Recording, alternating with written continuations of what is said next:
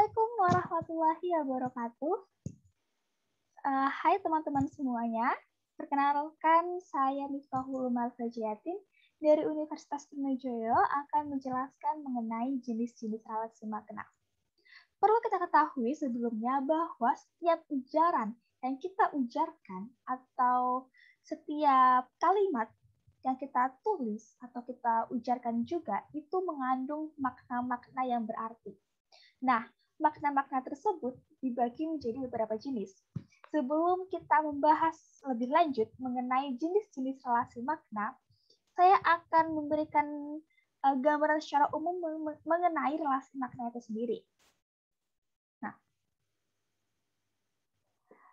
relasi makna merupakan hubungan semantik yang terdapat antara satuan bahasa dari suatu satuan bahasa dengan satuan bahasa lainnya, di mana satuan bahasa ini dapat berupa kata, frasa, dan kalimat. Serta relasi semantik itu dapat berupa menyatakan kesamaan makna, pertentangan, ketercakupan, kegandaan, ataupun kelebihan makna. Nah, langsung saja saya sebutkan jenis-jenis relasi makna. Jenis-jenis relasi makna yang pertama ialah ada sinonimi. Nah, ini dia sinonimi. Nah, ini dia. Sinonimi ini biasa kita kenali sebagai sinonim. Nah, sinonim ini merupakan sebuah hubungan semantik yang menyatakan kesamaan makna serta bersifat dua arah. Nah, dari sinonimi atau sinonim ini ternyata ini juga disesuaikan oleh beberapa faktor. Jadi misalkan nih kita menggunakan suatu kata yang berbeda namun maknanya itu sama. Itu juga kita harus melihat beberapa faktor. Nah, faktor-faktor tersebut yaitu yang pertama ialah ada faktor waktu. Faktor waktu ini langsung saja ke contohnya ya. Contohnya seperti hulu balang dan komandan. Nah, hulu balang ini pada zaman dahulu hulu balang ini sama maknanya seperti komandan, namun ini bersifat klasik, jadi bersifat pada sering digunakan pada zaman dahulu, zaman peperangan dahulu.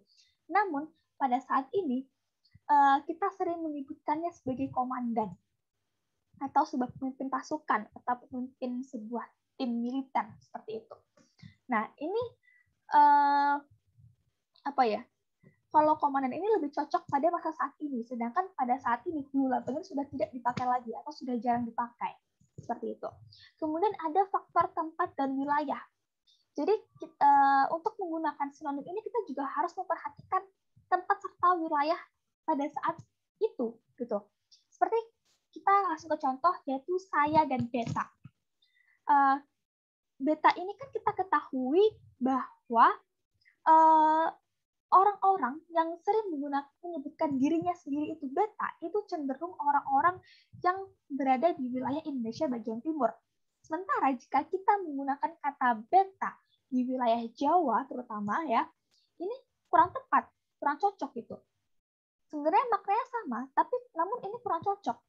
Nah, sementara kata saya ini saya ini merupakan sebutan formal. Jadi untuk kata saya ini bisa kita gunakan di seluruh wilayah di Indonesia. Jadi ini kita juga harus menyesuaikan tempat dan wilayah yang kita singgahi saat kita berbicara itu.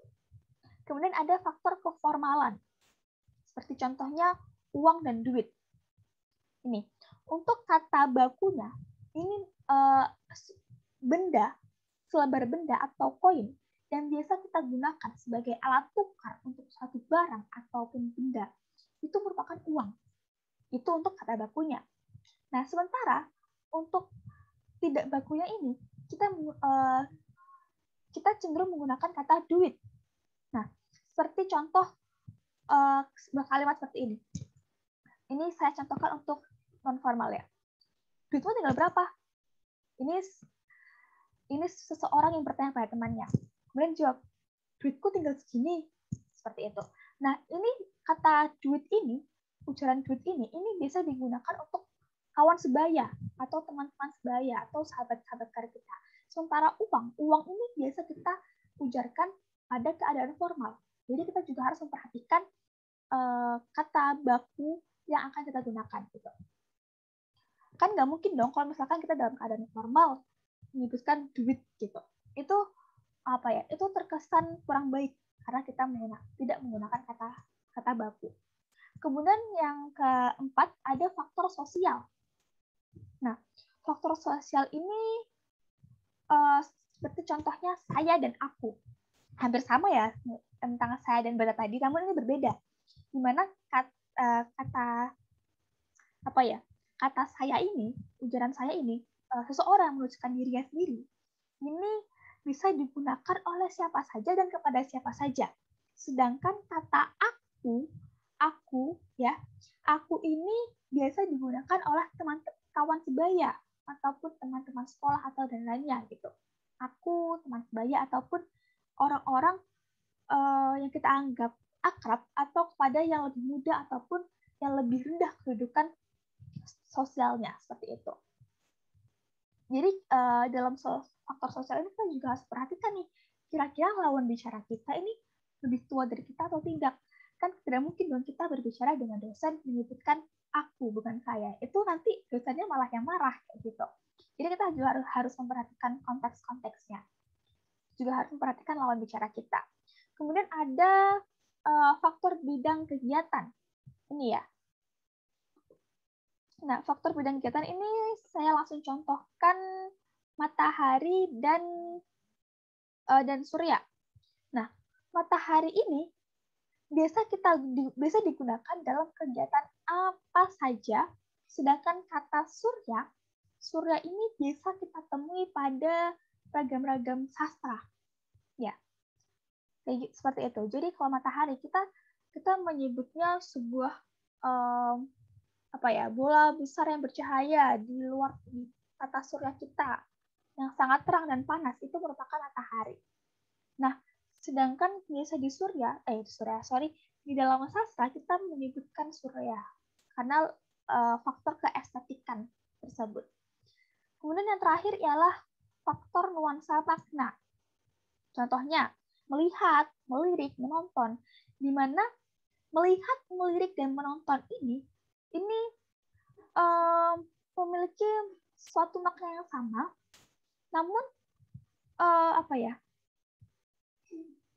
jika kita tinjau ini sebenarnya berbeda gitu. Jadi nggak sama-sama banget, cuman memiliki makna yang berbeda gitu. Di mana kita melihat juga menggunakan bola mata kita. Kita melirik juga menggunakan bola mata kita, melihat mata kita. Kemudian kita menonton juga menggunakan bola mata kita. Jadi ini juga disebut sebagai nuansa makna itu sendiri. Seperti itu. Kemudian ada antonim. Ini dia antonim. Nah, antonim ini merupakan hubungan semantik antara dua ujaran yang menyatakan kebalikannya. Kalau tadi sinonimi ini menyatakan berbeda kata, berbeda ujaran, namun maknanya sama. Sementara antonimi ini dua-duanya sama, beda ujaran, maknanya pun juga berbeda atau berkebalikan dari ujaran tersebut. Nah, antonimi ini juga ada beberapa sifat. Nah, kalau tadi sinonim kan disebabkan oleh beberapa faktor. Karena kita juga harus memperhatikan faktor-faktor di mana kita akan menggunakan kata tersebut gitu. Nah, sementara antonim ini ada beberapa sifatnya gitu. Seperti yang pertama ialah bersifat mutlak. Bersifat mutlak ini memang ya emang seperti itu, kita tidak bisa mengubahnya atau menggantinya karena seperti contoh hidup dan mati. Hidup dan mati ini kan bersifat mutlak gitu.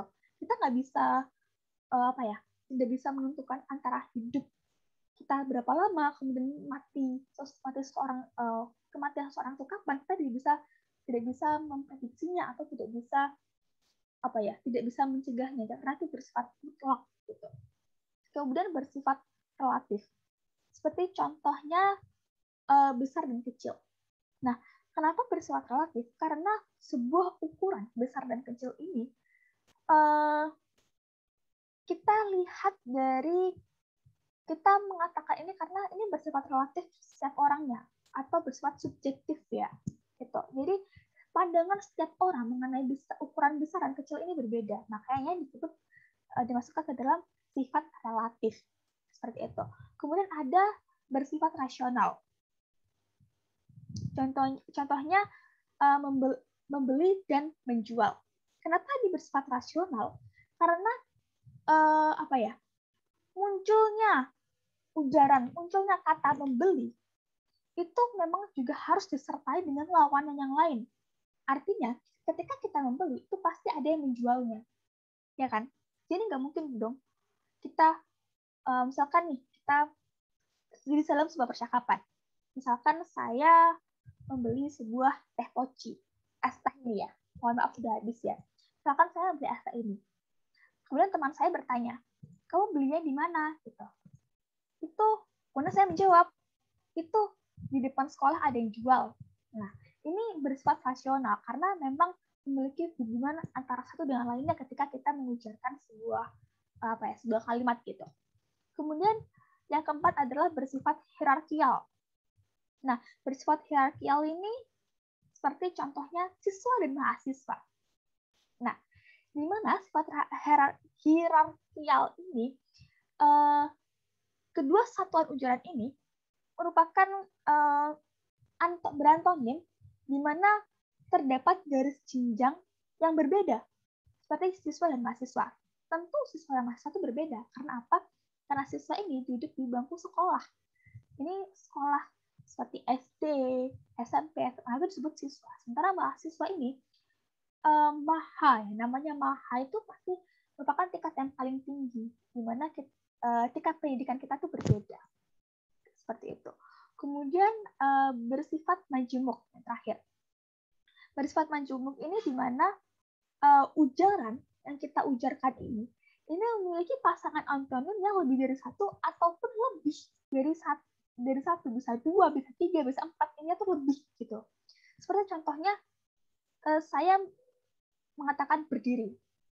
Nah, berdiri ini untuk antonimnya ini ada banyak. Ada duduk, tidur, tiarap, jongkok, bersila, dan lain sebagainya seperti itu.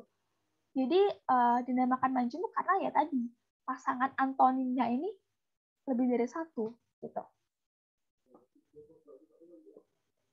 Kemudian yang ketiga ialah ada polisemi.